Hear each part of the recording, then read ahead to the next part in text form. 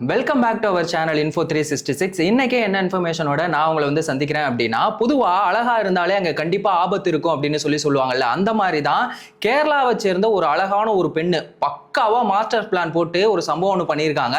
இதை வந்து அந்த பொண்ணு வந்து தனியா பண்ணாங்களா இல்ல கேங்கா சேர்ந்து பண்ணாங்களா, இதுல வந்து யாரு பாதிக்கப்பட்டிருக்காங்க, இதை பத்தி தான் இந்த வீடியோல ரொம்ப டீட்டெயிலா பேச போறோம். ஸோ வீடியோவை ஸ்கிப் பண்ணாம ஃபுல்லா பாருங்க.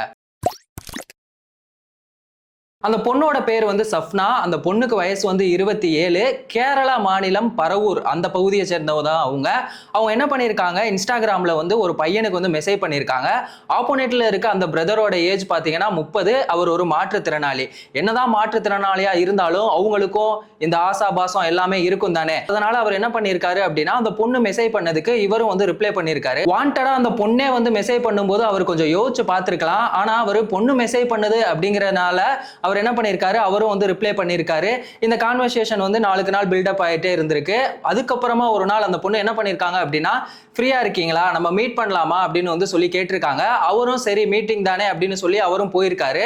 எங்க இந்த மீட்டிங் நடந்தது அப்படின்னு பாத்தீங்கன்னா, எர்ணாகுளம் லாட்ஜில் தான் வந்து அந்த சந்திப்பு நடந்திருக்கு. அவங்க வந்து ஸ்டார்டிங்ல பார்த்ததுமே பேசிட்டு இருந்திருக்காங்க. அதுக்கப்புறமா நீங்க வந்து வாங்க ரூமுக்கு போய் பேசலாம் அப்படின்னு சொல்லி அந்த பொண்ணு வந்து சொல்லியிருக்கு. அது மட்டும் இல்லாம அவரை வந்து கையை பிடிச்சி இழுத்துட்டு அந்த பொண்ணு தான் வந்து ரூம்குள்ள கூட்டி போயிருக்காங்க.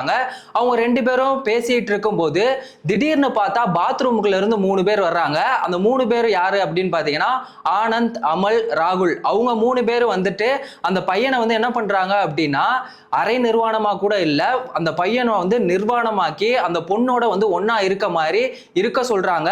அது இருக்கிறதையும் வந்து வீடியோவா எடுக்கிறாங்க. இந்த வீடியோ வந்துட்டு நாங்க வெளியிடக்கூடாது அப்படின்னா நீ வந்து எங்களுக்கு காசு தரணும் அப்படின்னு சொல்லி அவரை வந்து மிரட்டுறாங்க. அவர் வந்து ரொம்பவே பயந்து போறாரு. அவரோட அக்கௌண்ட்ல இருந்த காசா இருக்கட்டும், அவரோட ஏடிஎம், வேலட் எல்லாத்துலயுமே இருந்த அமௌண்ட்டை வந்து அவர்கிட்ட இருந்து வாங்கிட்டாங்க.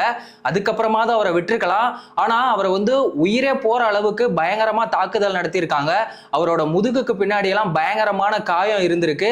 இவங்க கிட்ட இருந்து எப்படியாவது தப்பிச்சா போதும் அப்படின்னு சொல்லிட்டு அவரும் எவ்வளவோ ட்ரை பண்ணி பார்த்திருக்காரு. ஒரு வழியா அவரா ட்ரை பண்ணி வெளியே வந்தாரா இல்ல அவங்களா விட்டாங்களா என்னன்னு தெரியல. ஒரு வழியா அங்க இருந்து அவர் வந்து வெளியே வந்துட்டாரு. வெளியே வந்ததுக்கு அப்புறமா அவர் டைரக்டா வந்து போலீஸ் ஸ்டேஷன்ல போய் கம்ப்ளைண்ட் கொடுத்திருக்காரு. அதுக்கப்புறமா போலீஸ் வந்து அந்த ஹோட்டலுக்கு வர்றாங்க.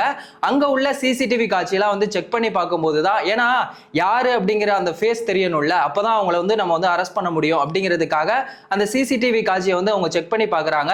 அதுல நான் ஸ்டார்டிங்ல சொன்னேன்ல, அந்த ஆனந்த், அமல், ராகுல் அவங்க 3 பேர் தான் வந்து இதுல சம்மந்தப்பட்டிருக்காங்க அப்படின்னு சொல்லிட்டு அவங்கள வந்து கைது பண்றாங்க. அந்த பொண்ணையும் வந்து கைது பண்ணிடுறாங்க. இதுல இவங்க மட்டும்தான் சம்மந்தப்பட்டிருக்காங்களா அப்படின்னு சொல்லி பார்த்தா இதுல இன்னொருத்தருமே இருக்காரு. அவன் வந்து அந்த ஹோட்டலுக்கு வெளியில வந்து இருந்திருக்கான். இவங்க எல்லாருமே சேர்ந்துதான் வந்து அந்த பையனை வந்து உயிரே போற அளவுக்கு அடிச்சிருக்காங்க. அந்த பையன்கிட்ட இருந்த காசையும் வந்து புடுங்கியிருக்காங்க. போலீஸ் அப்புறம் அவங்க 3 பேர் மேல வந்து கேஸ் போட்டிருக்காங்க. அந்த பொண்ணு வந்து இது முதல் முறை பண்ணியிருந்தா பரவாயில்ல, இதுக்கு முன்னாடியும் இந்த மாதிரியான விஷயங்களை வந்து இவங்க கேங்கா பண்ணியிருக்காங்க. அந்த 3 பேர்ல அமல்னு ஒருத்தன் இருக்கான்ல, அவன் வந்து அந்த சஃப்னாவோட பாய் ஃப்ரெண்டு சேர்ந்துதான் இப்படி ஒரு கேவலமான ஒரு வேலையை வந்து அவங்க பார்த்திருக்காங்க. இப்போ நம்ம ஏதாவது ஒரு தப்பு பண்ணிட்டோம் அப்படின்னா மீடியா பீப்புள்லாம் வந்து போட்டோ எடுப்பாங்கல்ல, அப்ப என்ன பண்ணுவாங்க, என்னதான் வந்து தப்பு பண்ணியிருந்தாலும் தெரியாம பண்ணிட்டோம் அப்படின்னு சொல்லிட்டு மூஞ்ச மறைப்பாங்க.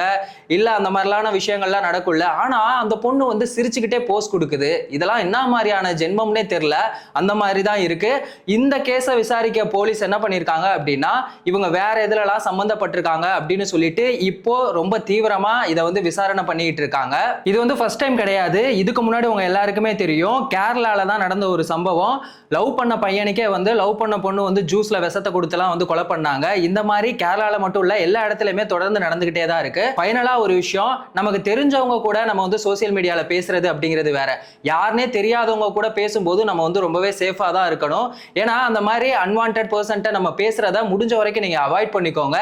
பசங்க வந்து சேஃபா இருக்கணும் அப்படின்னு சொல்லல, பொண்ணுங்களுமே ரொம்ப சேஃபா இருங்க.